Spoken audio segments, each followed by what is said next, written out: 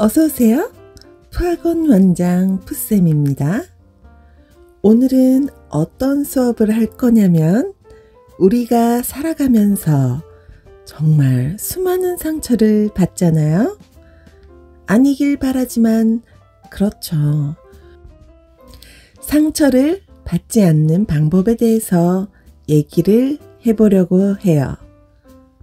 오늘 필기는 없고요. 그저 쌤의 이야기를 재미있게 잘 들어주시면 됩니다. 각자의 귓구녕을 개방하시고 달팽이관까지 제 이야기를 잘 새겨 들어주세요. 자, 상처받지 않는 방법이 과연 뭘까요?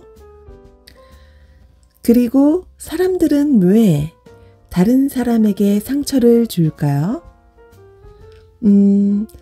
살면서 아예 상처를 받지 않을 수도 안 줄 수도 없기는 하죠. 유독 나만 불리한 것 같고 유독 나만 슬픈 것 같고 이건 정말 평범하고 무척 정상이라고 말씀을 드릴게요. 여러분들은 정상이십니다. 저도요. 부정하시는 분은 누구죠? 거기 뒤에 세 번째 앉은 학생? 제가 정상이 아닌 것 같나요? 이따가 수업 끝나고 남아요. 사람이 언제나 착할 수만 있다면 온 세상이 언제나 행복하겠죠. 가끔은 독한 말도 하게 되는 게 인생이지 않나 싶어요.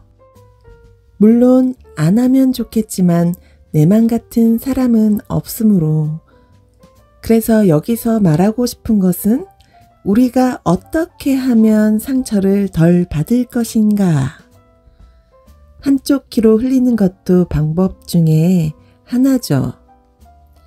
누군가 당신에게 상처를 주는 말을 한다면 굳이 상대하지 않아도 됩니다.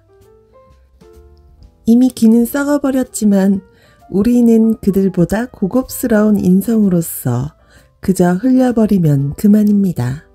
그렇잖아요.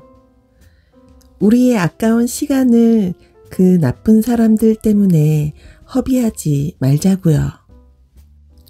단 이게 쉬운 일은 아니지만 습관을 들이다 보면 점차 쉬워질 거예요. 누군가가 한 말을 계속해서 곱씹는다면 정말 나 자신을 괴롭히게 돼요. 괴로워요. 그러면 힘들어져요. 어떤 날은 아씨 그때 이렇게 쏴줄걸 하고 이불킥을 하면서 잠을 못 이루는 날들도 있죠. 다들 한 번씩 있으실 거예요? 두 번씩이신가? 이불킥 해봤죠? 그리고 나를 자신들의 기준에 맞춰 멋대로 생각을 해버리는 경우도 속상하죠. 정말이지 왜들 그런지 모르겠습니다.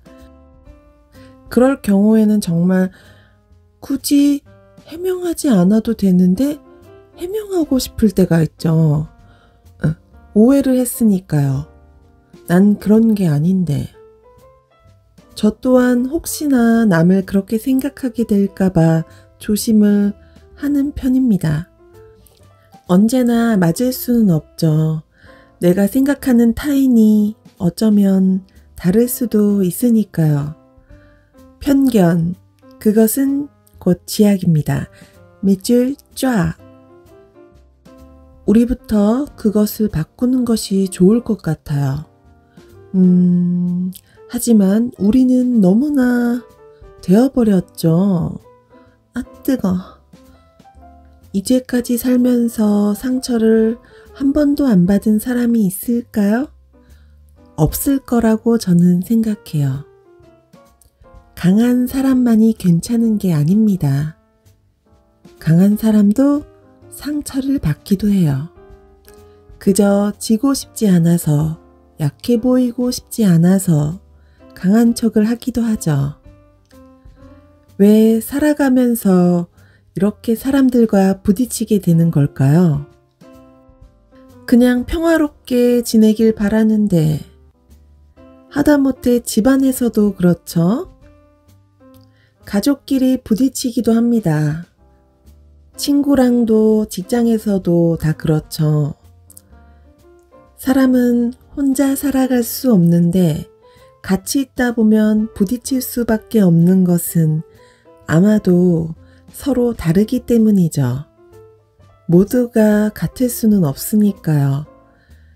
하지만 그 중에서도 유독 다른 사람들이 있기에 우리가 상처를 받는 것 같습니다.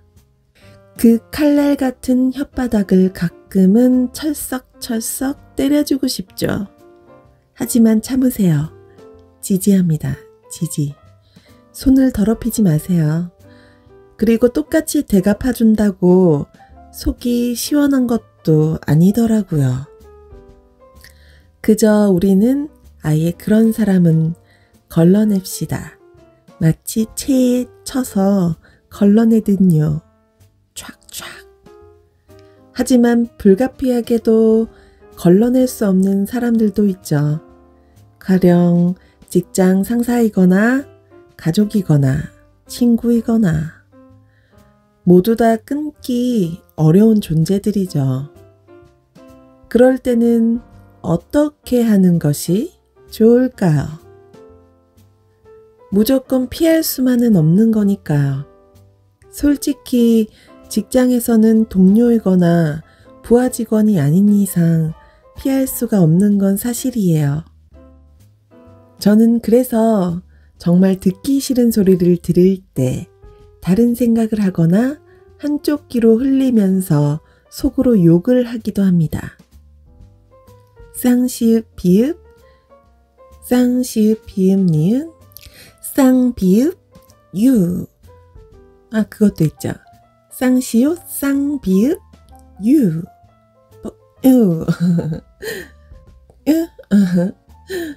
회사를 다니는 동안은 어쩔 수 없는 상황이 있는 거니까요. 아니면 퇴사라는 방법밖에는 없는데 그것은 너무나 극단적이고 나 자신에게 이로울 게 없는 방법이죠. 그러니 그들을 회사에서 나가게 만듭시다. 농담입니다. 네네, 진심이 섞인 농담? 우후.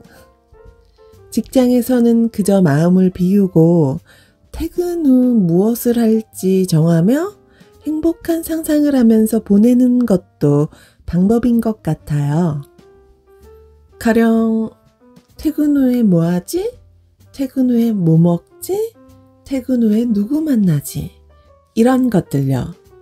아니면 영화를 보던지 내가 좋아하는 방송을 보거나 특히 푸푸의 힐링 라디오를 듣는 것도 방법 중에 좋은 방법이죠.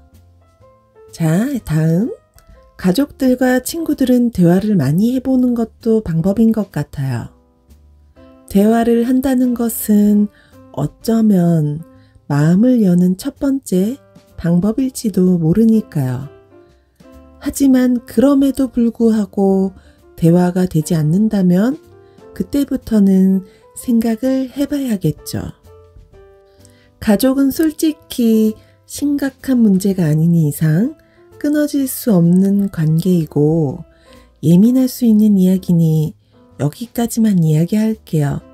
각 가정마다 상황이 많이 다를 수도 있으니까요. 조심스러운 부분입니다.